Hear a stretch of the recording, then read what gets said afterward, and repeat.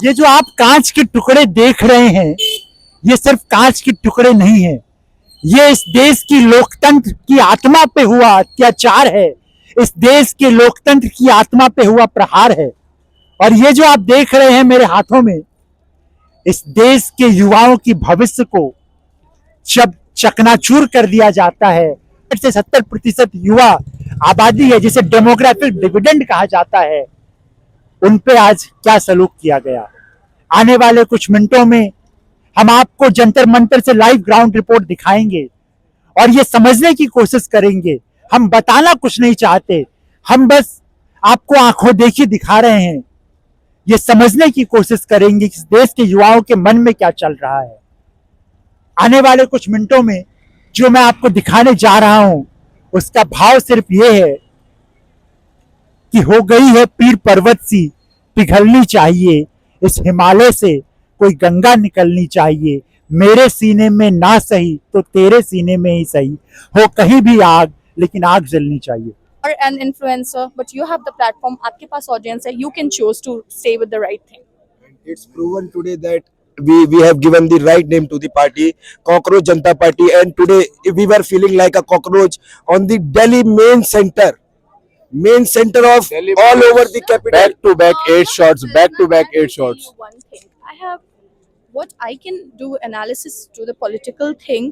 They wanted to instigate जनता को, वो उंगली, हाँ वो उंगली कर रहे So that it becomes a pretext for violence. ना, yeah, so that it becomes a violent in nature. They were instigating people, और जब हम लोगों ने मतलब रिटेलिएट नहीं किया, नहीं वायलेंस चूज किया, फिर तब उन्होंने सब कुछ हाथ धोने के बाद वायलेंस चूज किया, लाठी चार्ज किया, मारा पीटा। 4 लड़कियां थी, उन्हें सुबह से डिटेन करके रखा है, खाना नहीं दिया, पानी नहीं दिया, उस लड़की के पीठ में मारा है, एक लड़की को सीने से खींचा। You cannot touch a woman like that. This is not how things work. Definitely. People are saying it's a dictatorship. I just want to say this. Dictatorship, Hitler और ये सब लोग कह रहे हैं हमारे माननीय प्रधानमंत्री जी को, बट हिटलर बेटर था। हिटलर अपने देश के लोगों के बारे में सोचता था, जूस को मारता था। आपने तो देश के लोगों के बारे में ही नहीं सोचा, एंड दैट इज प्रॉब्लम। को यदि राजनीतिक दृष्टि से इसका विश्लेषण किया जाए तो ये कहीं ना कहीं साबित होता है कि ये गुरिल्ला प्रोटेस्ट है, एक डिसेंट्रलाइज प्रोटेस्ट है। आपको अभी हमने जैसा कि दिखाया था हमने थोड़ी देर पहले कि अभिजीत दीपकी और सीजीपी की जो पूरी टीम है वो बैरिकेड्स के उस तरफ है, जंतर मंतर का जो एक कोर एरिया है जहां प्रोटेस्ट साइट है इनका। अभिजीत दीपकी और उनकी पूरी टीम यहाँ है। यहाँ पे कुछ लोग हैं, सैकड़ों लोग हैं जो कि यहाँ बाहर खड़े हैं, और कुछ लोग अभी भी कनॉट प्लेस पे हैं, कुछ जनपद मेट्रो स्टेशन की साइड पे हैं। तो कुल मिला के एक देश में एक नया विचार ये आ रहा है कि जो आंदोलन है कोई एक कैडर बेस्ड आंदोलन नहीं है, कोई ये पार्टी बेस्ड एक सिस्टमेटाइज्ड आंदोलन नहीं है, ये डिसेंट्रलाइज्ड स्पॉन्टेनियस मूवमेंट है। आपने इस देश में अन्ना के आंदोलन को देखा होगा, निर्भया के आंदोलन को देखा होगा, फार्मर्स प्रोटेस्ट को देखा होगा। उन सारे आंदोलनों में और इस आंदोलन में खास बात ये कि वो सारे एक कैडर बेस्ड आंदोलन थे, यानी मंच से एक आवाज दी गई और जमीन पे उनका क्रियान्वयन किया गया। लेकिन ये आंदोलन एक ऐसा आंदोलन है जहां पे हर कोई अपने आप में एक लीडर है, एक नेता है और एक स्वतंत्र रूप से काम कर रहा है। ये जो लोग आपको यहाँ सड़कों पे लेटे दिख रहे हैं, ये वो लोग हैं जो पिछले 15-20 दिनों से डटे हुए हैं।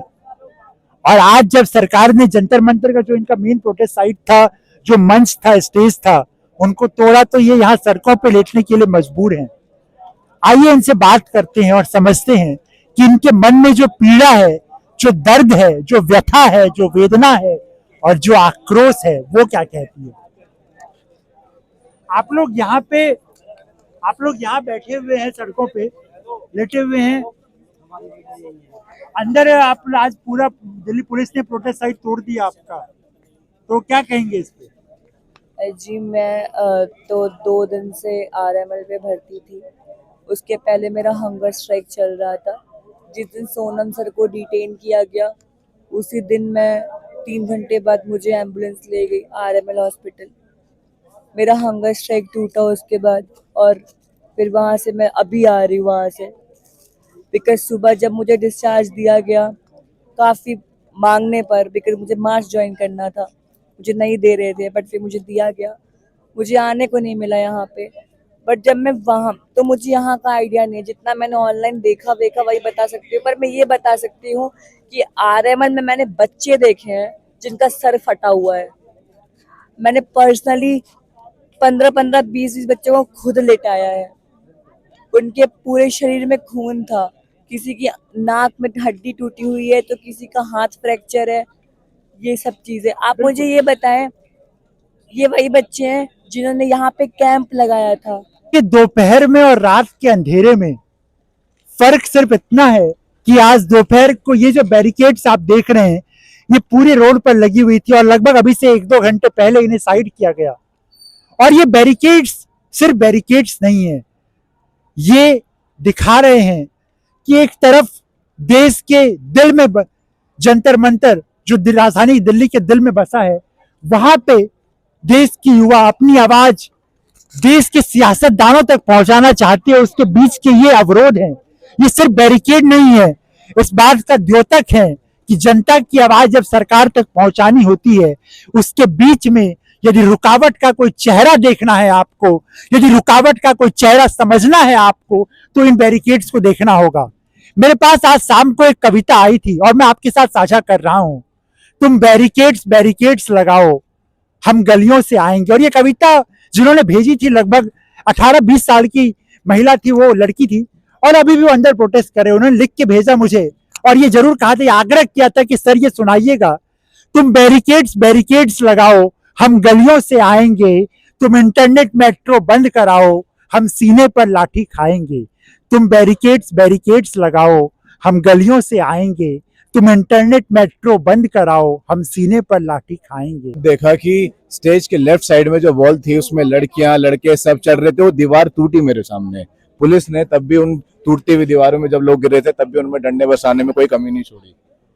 तो I don't think that we are living in any kind of democracy. बिल्कुल। And one more thing that she said, very right thing, that during such period, what we have faced today, I believe that if you are calling yourself as a media person, you should be there at such time. It was a very hard day for us. Only we know how we have survived. And someone will say to us that we are anti-national. And let me be perfectly honest with you. Yeah. From my point of view, I would say very straightforward कि मैं अंदाजा भी नहीं लगा सकता जिन मुश्किलों से आपको गुजरना पड़ा है, जिस तरह से आप पे लाठियां पड़ी है। यदि मैं ये कहूं कि मैं आपके दर्द को समझ रहा हूं, यकीन मानिए मैं झूठ बोल रहा हूँ, क्योंकि मैं उस वक्त वहां पे मौजूद नहीं था। पुलिस ने अपनी गुंडागर्दी इस हिसाब से भी दिखाई है कि सिविल ड्रेस में आके अरे ये लगा लो, लोग जो जूस पी रहे हैं उन तक को भी डंडे मारे गए हैं। ये हमारे सामने की बात है, मेरे पास वीडियो है। So I don't know, only we know what we have been through. It's okay. इस दिन से यहाँ पर छात्र और युवा तैनात थे। आज आपके आदेशों पर जो पुलिसिया दमन हुआ है, जो लाठियां भांजी हैं आपने, जो सर फोड़े हैं हमारे दोस्तों के, जो आपने फोन तोड़े हैं, जो आपने लोगों को मारा है, घसीट घसीट कर आपने लोगों की जूते चप्पल निकाल कर उनको नंगे पैर दौड़ाया है, जो आंसू गैस के गोले आज आपने फेंके हैं, आज आपको ये बता दें कि आपने अपने जनाजे की तैयारी खुद कर ली है। आपको लगता होगा कि आपके दमन से देश का युवा शांत होने वाला है, डर जाएगा। कोई एक बात बता दें, आपका जितना दमन बढ़ा है उतना इस देश में आंदोलन की जड़ें और मजबूत होंगी, ये बात आप समझ लीजिए। अभी तक देश में एक जंतर मंतर था, अब इस देश में हर गली, हर मोहल्ला, हर नुक्कड़ जंतर मंतर बन चुका है। कितने जंतर मंतर उजाड़ेंगे आप? अभी तो ये जवाबदेही का जो आंदोलन चल रहा था, ये हमारे संघर्ष की पहली किश्त थी। सुन रहे हैं? पहली किश्त थी।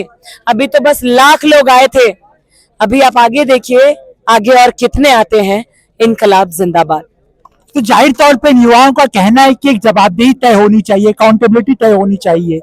नीट में जो पेपर लीक हुआ उसकी जवाबदेही तय होनी चाहिए, 22 मासूम जाने जो गई उसकी जवाबदेही तय होनी चाहिए। और पिछले 20-22 दिनों से देश का युवा जो शायद किताबों के पास जिसे होना चाहिए, वो सड़कों पे यहाँ बैठने के लिए मजबूर है, इसकी जवाबदेही तय होनी चाहिए। बजे हैं और ये जो मेरे पीछे आप लोगों की भीड़ देख रहे हैं, तब्दीली ये आई है शाम के 7 बजे और रात के 9 बजे कि रात के 9 बजे इन्हें वापस जंतर मंतर जो मेन प्रोटेस्ट साइट है वहां जाने को दिया जा रहा है। और आपको बता दें कि आज दिन में जब संसद मार्च का कॉल दिया गया था कॉकरोच जनता पार्टी के द्वारा, उसके बाद जैसे ही ये प्रोटेस्ट साइट खाली हुआ तो दिल्ली पुलिस ने उस प्रोटेस्ट साइट को बाकायदा खाली करा लिया।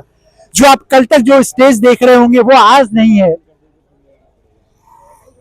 और अभी यहाँ पे पुलिस इजाजत दे रही है तो आपको अंदर ले चलते हैं मेन प्रोटेस्ट साइट पर। वहां पे लोगों से जानने की, समझने की कोशिश करेंगे कि दुनिया के सबसे बड़े लोकतंत्र भारत में इस देश का युवा पिछले 20-22 दिन से क्यों सड़कों पे खड़ा रहने के लिए मजबूर है। ये जो लोगों का हुजूम है जंतर मंतर जाने की कोशिश कर रहा है और दिल्ली पुलिस के जवान रिकॉर्डिंग की जा रही है।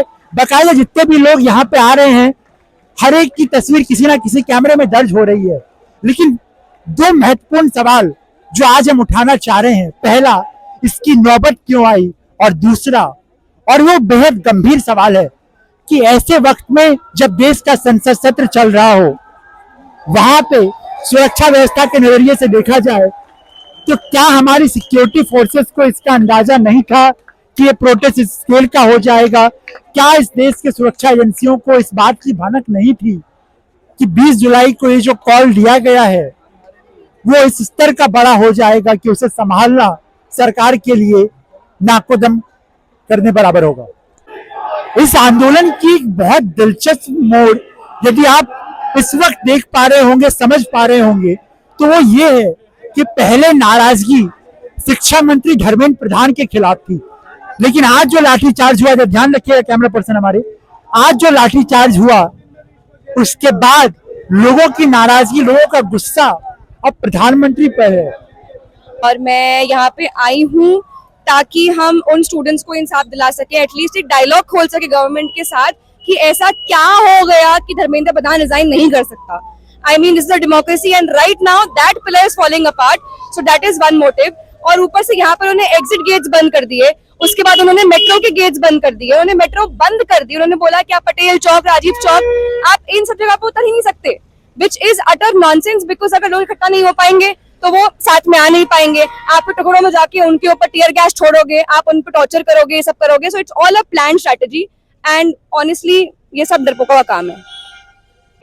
तारीख थी 15 मई 2026, 15 मई 2026 और जगह थी देश की सर्वोच्च अदालत। एक केस पे सुनवाई चल रही थी। देश के मुख्य न्यायाधीश न्यायमूर्ति सूर्यकांत कहते हैं कि इस देश के युवा कॉकरोचेस की तरह हैं। उन्होंने इस देश के युवाओं की तुलना कॉकरोचेस से की। और आज तारीख है 20 जुलाई 2026, जगह है जंतर मंतर।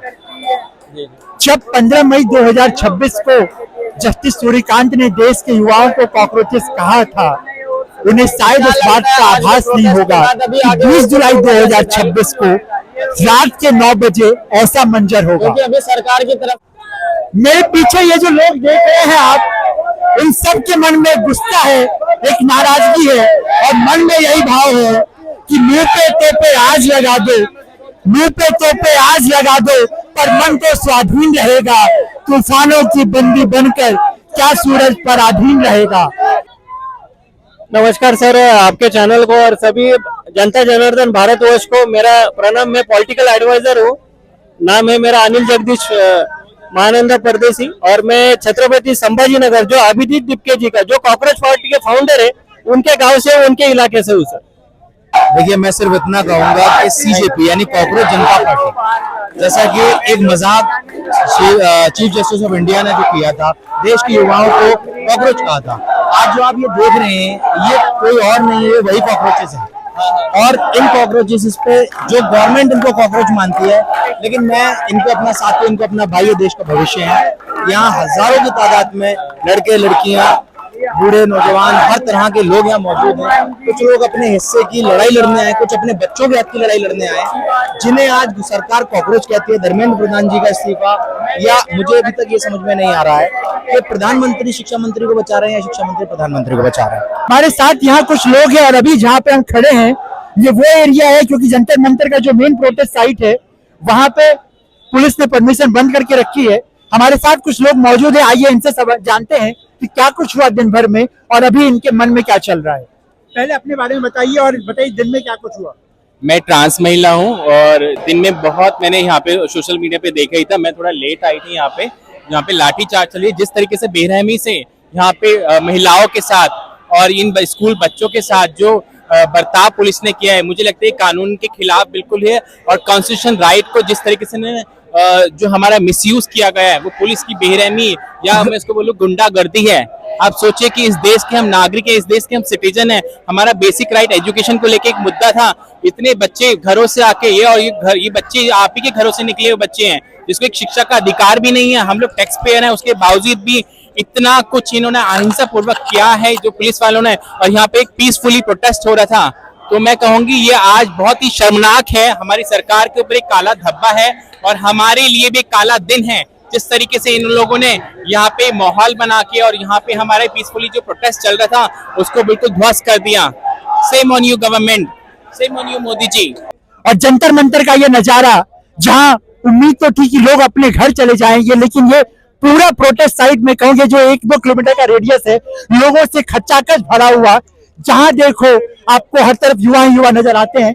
हमारे साथ कुछ लोग मौजूद हैं, जरा इनसे बात करते हैं और समझते हैं कि इनके मन की क्या व्यथाएं हैं। और ध्यान रहे, ये वो गोदी मीडिया नहीं जो सच छिपाती है।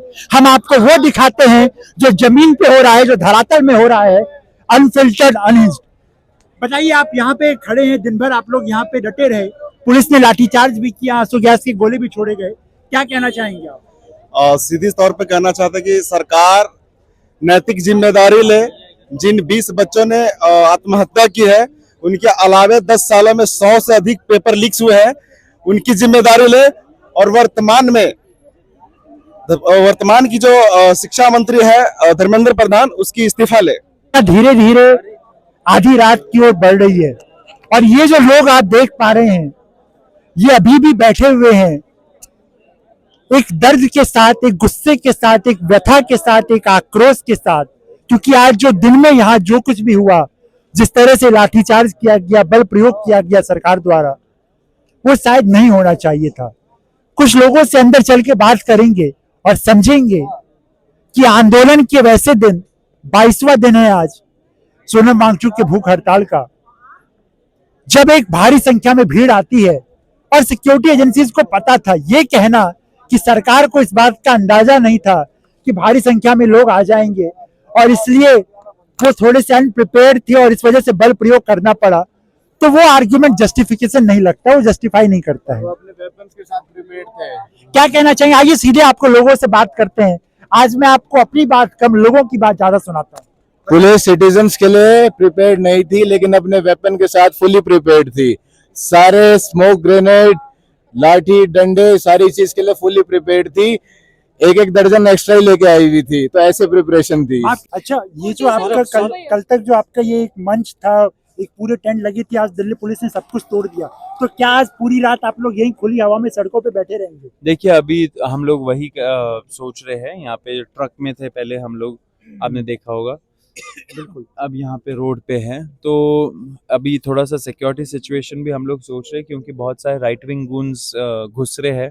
आपने देखा ही होगा कि राइट विंग गूंस का क्या ही जरूरत, जब पुलिस ही गूंस बन जाती है, गुंडा बन जाती है, जुड़ना नहीं सौरभ, देगी। यदि एक पॉलिटिकल फिनोमेना के एंगल से देखें, क्या आपको लगता है अब ये डिसेंट्रलाइज प्रोटेस्ट हो गया? क्योंकि जहां तक हमारी जानकारी है, बहुत सारे लोग कनॉट प्लेस पे हैं, बहुत सारे लोग जनपद मेट्रो के पास अभी भी देखिए, हैं। डिसेंट्रलाइज तो हमने शुरू से ही बोला था, ये डिसेंट्रलाइज प्रोटेस्ट होगा, मूवमेंट होगा, क्योंकि सब लोग इस सिस्टम के मारे हुए हैं। सब लोग अपने ही राइट में एक लीडर है। इतने सारे लोग पूरे देश भर से आ रहे हैं, तो जब यहाँ पे आएंगे, यहाँ पे सीखेंगे, यहाँ पे रहेंगे, यहाँ पे प्रोटेस्ट करेंगे, तो वो अब जब अपने घर वापस जाएंगे, वहाँ के लीडर बन जाएंगे। This protest is about Dharmendra Pradhan, about the NEET paper leak. But like I've told you before, कि this is a movement, and this we will carry forward to every village and city in this country. We will be going to as many of them as possible. We'll be consulting. We'll hold the biggest, largest deliberative process that the country has ever seen. This protest, I am told, was bigger than Anna Andolan, was bigger than Nirbhaya protest also. So I think this CJP, I think this youth has already proven that they can do phenomenal things, And the same way, we are going to go throughout the country and hold a deliberative exercise and come out something for the youth. Youth-centric issues will be the focus in future. Saurabh, एक सवाल ये आता है कि Samajwadi party से लोग यहाँ आए, समर्थन दिया उन्होंने, आम आदमी पार्टी के लोग आए, सीपीआई के एक नेता उधर खड़े हैं, जेकेएनसी उमर अब्दुल्ला जी आए, लेकिन राहुल गांधी अभी तक चुप्पी साधे बैठे हैं, तो इस पे क्या कहेंगे आप? He is the leader of opposition. देखिए, वो तो वो बोले, मैं तो क्या ही बोलूं उस चीज में। हम लोगों ने तो उनको न्योता भेजा ही था आने के लिए, चिट्ठी भी लिखा था, बहुत सारे चैनल से कांटेक्ट भी किया था। अब वो नहीं आना चाह रहे तो उनके कुछ कारण होंगे, उसमें कुछ कमेंट करना सही नहीं रहेगा।